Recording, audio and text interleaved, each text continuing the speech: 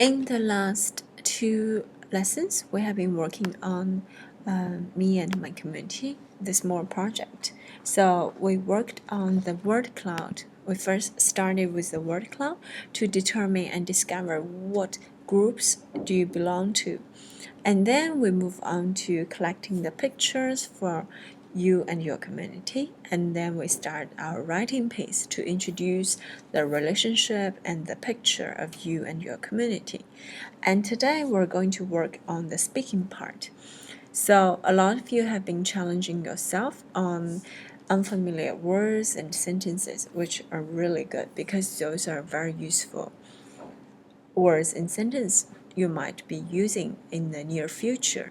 So I would like you to create a keynote with your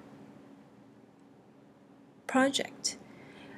The first thing I want you to do is, when create the keynote, I want you to put a title page at the very beginning.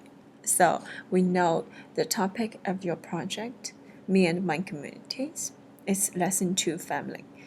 So I want you to put down the 6 pictures. Here I took Anna's example because she submitted her work first, and I illustrate her community very well, so I chose hers. Here you can see she started from me as a single community. So I want you to put a picture and the title of you and your community on the top without any other word information. Okay, don't put your writings on your keynote. The second page, put down the second community you belong to, me and my Chinese class. Put down the pictures in the very center and put down the title on the top in the middle. And then me and my family, me and my friends, me and my school, lastly, me and Korea. I really like those pictures. They're very meaningful and representative. So once you put on a title page and put down all the pictures, and then you can start recording by clicking on, if you click on your keynote, you can click on the file on the top, and then you can click record slideshow. And then you can start recording or for each slide. You can choose to read your script you wrote, or you can choose to record it without a script, which is harder and more challenging.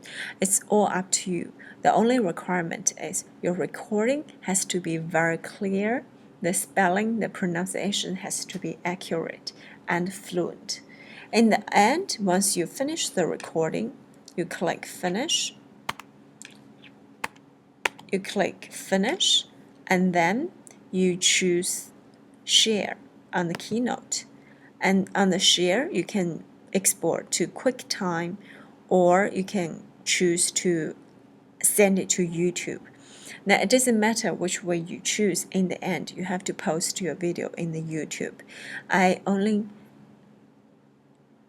accept the YouTube link, okay, because it's easier. When you put the YouTube video on your ePortfolio, you can simply share your YouTube link on the wall widget on your ePortfolio, okay?